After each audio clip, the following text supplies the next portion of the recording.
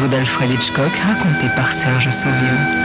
Aujourd'hui, un tueur né de Max van der Ven.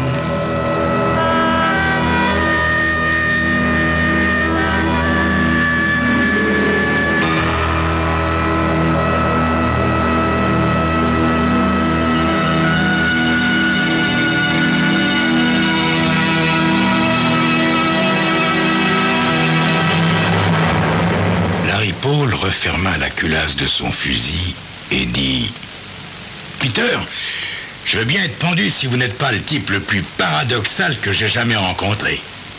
Tout d'un coup, vous vous mettez à tuer comme si c'était d'instinct, et l'instant d'après, vous voilà en train de faire des mamours à un clébard. » Oui. J'aime bien les enfants aussi, Larry. Les enfants et les chiens. Peter caressait la tête du chiot galeux qu'il avait trouvé.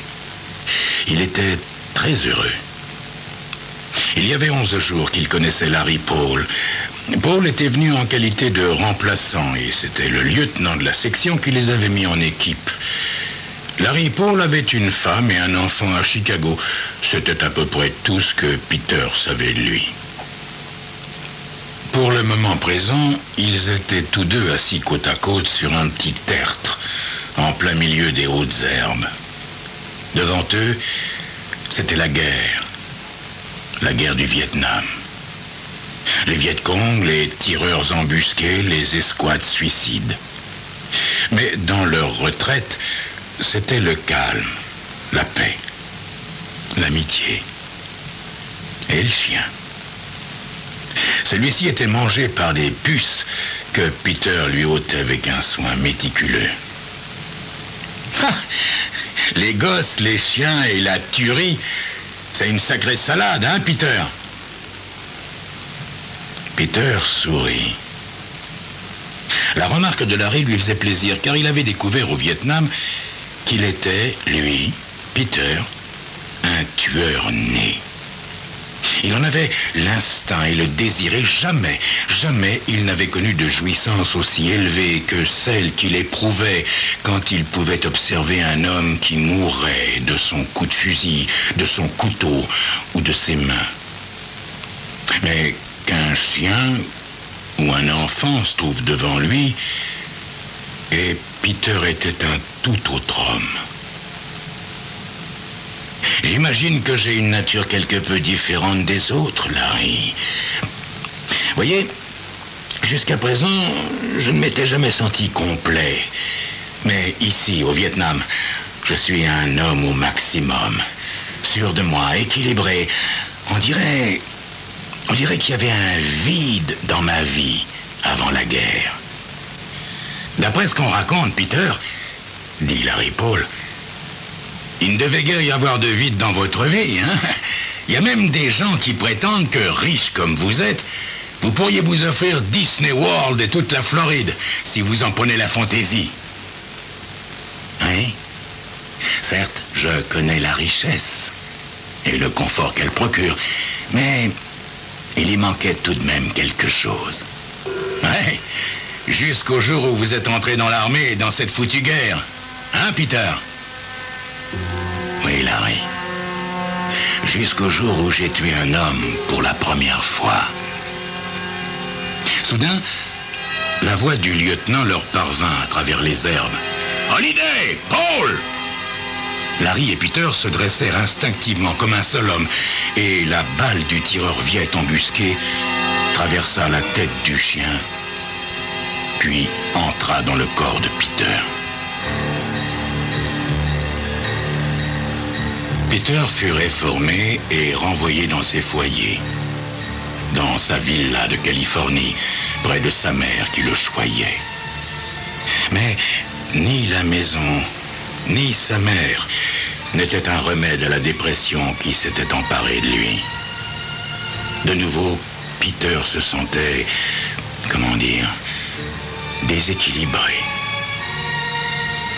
Il eût été incapable de dire quand l'idée lui en était venue, mais il eut soudain une conscience profonde du soulagement qu'elle lui apportait, cette idée. Il avait déjà dans les narines l'odeur du danger. Son sang courait plus vite Qui serait sa victime? Homme ou femme? Jeune ou vieux? Monsieur Peter. Monsieur Peter. Au son de la voix douce de l'enfant, Peter faillit bondir de son fauteuil au bord de la piscine. Il se força à sourire tandis qu'il jetait un coup d'œil à l'eau bleue du bassin, puis se retournait vers la petite fille blonde, debout près de lui. Elle était petite, soignée, très délicate d'ossature. C'était la fille de Clarence, le chauffeur qui, pour le moment, astiquait la voiture à l'ombre du garage, et de Helga, qui s'affairait dans la cuisine. La fillette était l'amie de Peter, et elle se tenait silencieuse mais interrogative, avec le chiot à ses pieds. Peter tendit la main pour gratter le cou du chien, puis regarda l'enfant droit dans les yeux. « Qu'y a-t-il, Marianne ?» Est-ce qu'on va à la plage cet après-midi? Toi, moi et Fritzi? Oui, voyons, que dirais-tu de vers 4 heures, hein? Je voudrais faire une petite sieste avant. Oh, merci, monsieur Peter. L'enfant partit en courant sur le bord de la piscine, le chiot dérapant des 4 pattes derrière elle. Peter entra dans la maison et s'étendit sur un divan. Puis, sa mère arriva. Elle portait un costume de bain de soleil d'un jaune éclatant et un vaste chapeau sans forme précise. « Je vais prendre un bain à présent, Peter, » dit-elle. Peter suivit sa mère des yeux. En fait, elle avait l'air ridicule avec ce bain de soleil jaune. Elle était beaucoup trop vieille pour cet accoutrement. Les années où elle avait eu du charme, où elle avait été excitante, étaient maintenant tellement loin derrière elle. Elle disparut dans l'escalier. Peter se leva pour aller sur le seuil et contempla la cour de l'autre côté de l'eau bleue. Clarence continuait de laver la voiture. Marianne et Fritzi avaient galopé vers un autre secteur de la propriété. Mais que faisait Helga? Peter s'avança sans bruit vers la cuisine. L'odeur du pain fraîchement cuit lui emplit les narines. Il se figea en entendant Helga qui chantonnait. Les battements de son cœur s'accélérèrent. Il se surprit à transpirer abondamment. Puis, il eut l'impression qu'un vent glacé l'enveloppait soudain. Il fit demi-tour et s'engagea dans l'escalier. Sa mère étouffa un cri de surprise quand il fit irruption dans la salle de bain alors qu'elle était assise dans l'eau parfumée de la baignoire.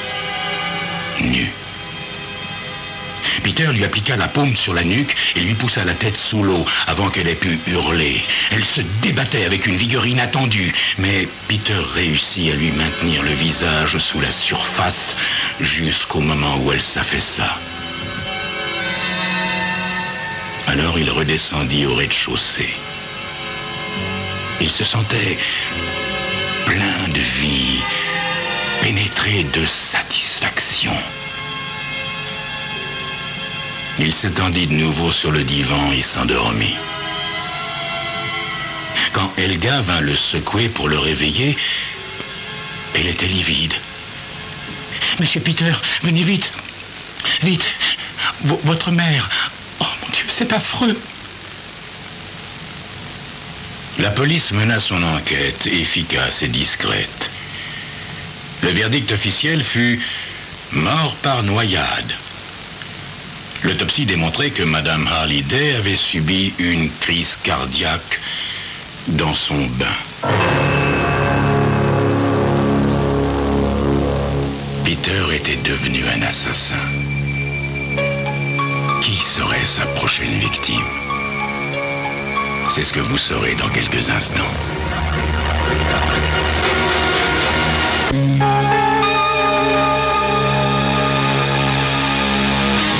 L'appel téléphonique survint un mardi soir, environ 2 mois après la mort de Madame Holliday. Peter fut d'abord surpris, puis enchanté. « Oh, Larry! Larry Paul! Mais qu'est-ce que vous fabriquez en Californie? » « J'aimerais vous voir, Peter. Pas pour vous taper, rassurez-vous, mais c'est très important pour moi. » L'apparence de Larry Paul donnait à penser que la vie était dure pour lui. « Voyez, Peter, je me suis installé dans un petit atelier de réparation automobile à Chicago. Je travaille comme un forçat. » « Dites-moi, Larry, vous êtes venu seul? Enfin, autant que je me souvienne, vous aviez une femme et une petite fille. » Oui. Oui, Peter. Mais Betty et moi, on est séparés. Elle est même remariée. Quand je suis rentré de la guerre, elle avait un autre homme. Alors j'ai emmené Karen, notre fille, et puis j'ai décampé. J'ai un petit appartement. Ma mère habite avec nous et m'aide à élever la petite. Mais mon ex-femme cherche à me reprendre ma fille. Dites-moi, Larry, votre fille, la petite Karen, elle doit bien avoir dans les 6 ans. Oui, Peter, oui, bientôt. Oh, au fait, j'ai été désolé d'apprendre ce qui est arrivé à votre mère, Peter. Je l'ai appris par les journaux. J'ai toujours pensé que ça devait être atroce de mourir noyé. La mort est toujours la mort, cher Larry. Ah oui, c'est vrai, Peter. Je m'en souviens. La mort ne vous a jamais fait peur, à vous, hein? Vous êtes bien l'homme le plus froid que je connaisse quand il s'agit de la mort. Où voulez-vous en venir, Larry? Peter, je souhaite la mort d'un homme. Le nouveau mari de votre épouse? Non. Alors, qu'est-il donc arrivé à votre fille, Larry? Allez, videz votre sac, mon vieux. Voilà, Peter. Je voudrais que vous supprimiez un salaud qui s'attaque aux enfants, une espèce de pourriture d'homme qui souille les gosses. La pire espèce de criminel. Dans une ruelle, Peter. C'est arrivé dans une ruelle en plein jour. L'enfant a hurlé. L'homme s'est enfui, mais on avait entendu les cris de la petite et l'homme a été empoigné. Oh, il n'a pas été pris sur le fait, c'est vrai, il a été pris en train de se sauver. On l'a arrêté et détenu comme suspect, mais Karen était incapable de parler. Tout ce qu'elle savait, c'est qu'on lui avait fait mal. Elle pleurait.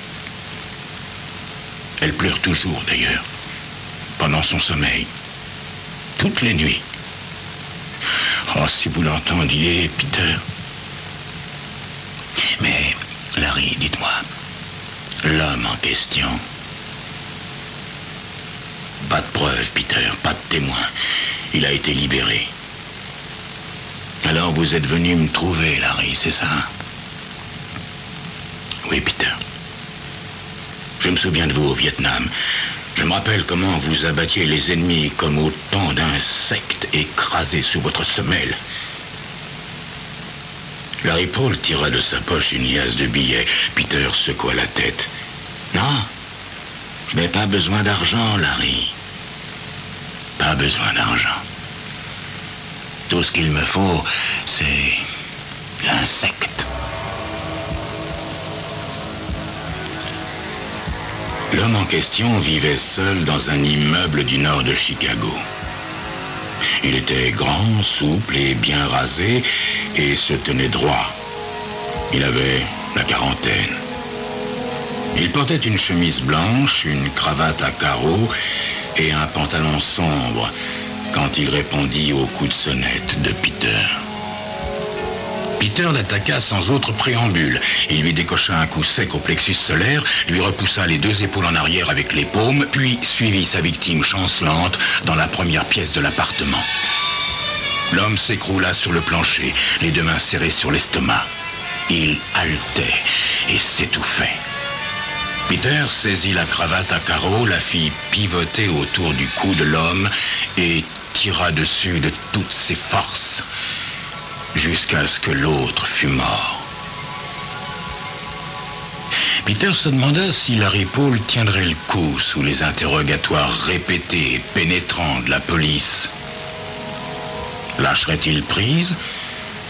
Avouerait-il tout? Donnerait-il le nom de l'assassin? Larry Paul fut anéanti quand il ouvrit la porte. Il resta d'abord bouche bée, puis recula dans l'appartement. Mais Peter, voyons, qu'est-ce que vous venez faire ici? Votre mère est-elle à la maison, Larry? Non, elle est allée au cinéma avec Karen. Peter alla chercher très bas son uppercut. Son poing heurta le menton de Larry Paul, qui en fut soulevé de terre et alla s'étaler contre le dossier d'un canapé fané.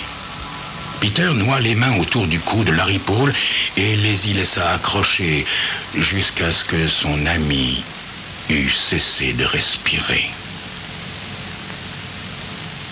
Peter était debout à reprendre haleine. Soudain, ses yeux se portèrent sur la photo encadrée d'une jolie petite fille. Il ébaucha une grimace.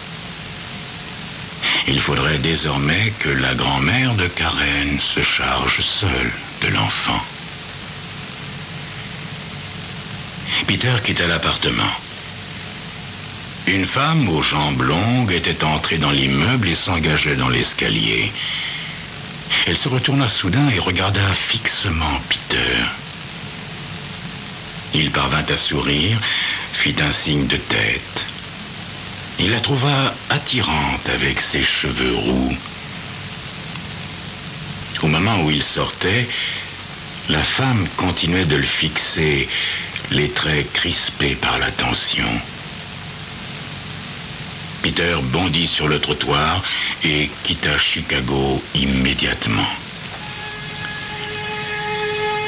Fin octobre, une vague de chaleur submergea la côte californienne. Peter était assis sur la plage publique, observant le jeu des enfants avec leurs chiens, quand soudain, une femme passa devant lui. Une femme aux cheveux roux, à la peau d'un blanc pâle, qui contrastait avec son corsage vert assorti à un pantalon corsaire vert également. Accroché à la main de la femme, mais incapable de suivre ses longues enjambées, une petite fille trottinait. Le souvenir d'une photo qu'il n'avait vue qu'une fois dans un appartement de Chicago s'anima dans son esprit. Il faillit s'écrier « Karen !» mais il s'abstint. Le lendemain matin, Clarence, le chauffeur, fit irruption dans la pièce où Peter prenait son petit déjeuner. « Monsieur Peter, Fritzy, le petit chien de ma fille, il est mort, en bas près de la clôture. Il est étendu là. » Peter examina le chien et ses doigts tremblaient. Il ne dit rien. Il restait agenouillé, le regard fixe, les yeux emplis de larmes. Le coup de téléphone arriva l'après-midi même. « Allô, Monsieur Holliday? Je suis Betty Warner. » Ah oui, c'est vrai, ça ne vous dit rien. Je m'appelais Betty Paul auparavant. Vous m'avez vu à la plage hier après-midi avec ma fille. Monsieur Holliday, je pense que nous devrions avoir un petit entretien. Nous sommes au motel de l'Ouest, pavillon 493. Si nous disions dans la demi-heure qui vient. Je suis occupé aujourd'hui, Madame Warner. Oh non, pas à ce point, Monsieur Holliday. Vous m'avez causé une belle surprise dans l'escalier à Chicago un certain soir, souvenez-vous. J'aurais pu m'adresser à la police. Je ne crois pas qu'elle aurait beaucoup de mal à établir un rapport entre vous et Larry, mon ex-mari.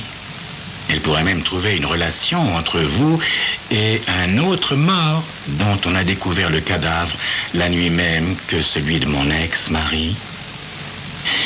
Parlons argent, Monsieur Holliday. Et vite. Dans une demi-heure. Motel de l'Ouest. Pavillon 496. Nous vous attendons. Peter avala coup sur coup 3 rasades de whisky avant de tirer du coffre mural son revolver de calibre 38. Betty Warner portait encore son corsage vert et son corsaire quand elle lui ouvrit la porte du pavillon. Karen est à la piscine, monsieur Hallyday, et mon mari est dans la salle de bain, à côté. Il est armé. Et puis, il y a aussi Amy, notre chien boxer, qui devient tout à fait inamical quand on manifeste l'envie de s'attaquer à l'un de nous. Vous comprenez? Betty Warner s'assit au pied du lit, les jambes croisées. Le chien, énorme, s'assit près d'elle sans quitter Peter des yeux. Je suis sûr que vous comprenez, monsieur Hallyday. Voilà, je veux 100 000 $. 100 000 $ en espèces, bien entendu, monsieur Hallyday. Ah, mais réfléchissez, madame Warner. 100 000 $ en liquide, c'est beaucoup trop. Mon argent est placé. Pour obtenir des espèces, il faudrait du temps. On vous accordera un mois, monsieur Hallyday, durant lequel vous procéderez à la conversion sans éveiller de soupçons parmi vos amis banquiers. Et pendant ce mois, nous allons voyager, mon mari, ma fille et moi. Vous perdriez donc votre temps en nous recherchant ici. Peter réunit lentement la somme de 100 000 $ en billets. Puis, il reçut une lettre d'Austin, au Texas. L'argent devait être livré à Chicago à 10 h du soir, le 4e mercredi de décembre. Il faisait très froid à Chicago ce soir-là. Betty Warner était radieuse dans sa robe de cocktail quand elle ouvrit la porte à Peter Hallyday. Elle tenait un verre à la main. Derrière elle, la soirée allait bon train. Oui, nous donnons une soirée d'adieu, monsieur Hallyday, car nous partons demain pour un long séjour en Europe. En outre, j'ai jugé plus sage de m'entourer d'amis avant votre arrivée. Je ne désirais nullement me faire étrangler entre 2 portes, si vous voyez ce que je veux dire. Je présume que ce porte-document qui est là sous votre bras renferme l'argent? Peter lui remit la serviette de cuir et fit demi-tour. Il bouillait de colère. Il devait tuer les Warner ce soir même. Il se tassa dans son épais par-dessus, tâta dans sa poche le revolver muni d'un silencieux et retourna vers l'immeuble. Il régnait tout autour de l'immeuble une grande activité. Un attroupement de badauds, 2 voitures de police dont les feux rouges à éclipse tournaient et une ambulance dont les lanternes bleues clignotaient.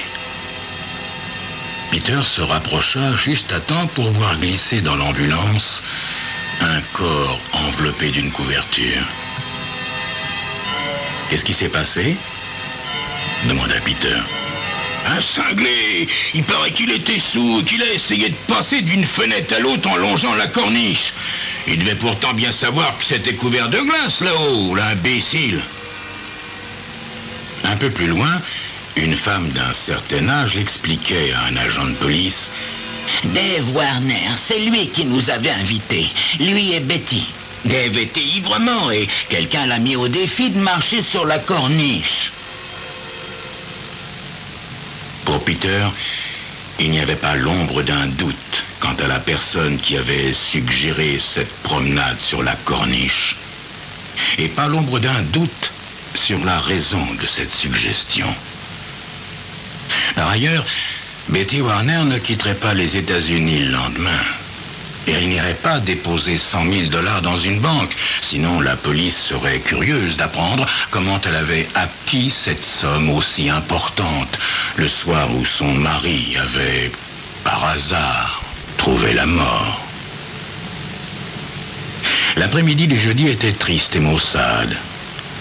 Peter était assis dans sa voiture de location, de l'autre côté de la rue, face à l'immeuble. Sa patience commençait à s'effriter. Soudain, il vit la petite fille sortir de l'immeuble avec le boxeur trottant à son côté. Betty Warner était donc seule. Betty Warner fut prise de frayeur dès qu'elle eut ouvert le battant en réponse au coup de sonnette de Peter. Elle tenta de lui claquer la porte au nez, mais Peter la bloqua du pied. Des deux mains, il repoussa Betty, chancelante à l'intérieur. Puis, il prit son revolver et tira. Betty tomba sur le plancher sans un cri. Peter resta là, à la surveiller, un étrange sourire aux lèvres, tandis qu'elle mourait. Peter découvrit la valise sous un lit. Les liasses de billets paraissaient intactes. Dans moins de 4 jours, il serait, lui, en Europe, sur la Riviera. Tout à coup, il y eut un bruit de clé dans la serrure. La porte s'ouvrit et il eut une brève vision de l'enfant et du boxeur. L'enfant hurla et le chien bondit. Peter tira une balle.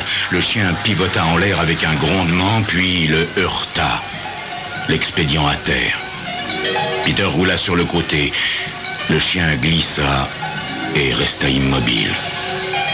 La fillette criait toujours. Elle se tenait sur le seuil, tassée sur elle-même, ses petites mains crispées sur sa poitrine, les yeux écarquillés de terreur. Elle hurlait, hurlait, hurlait.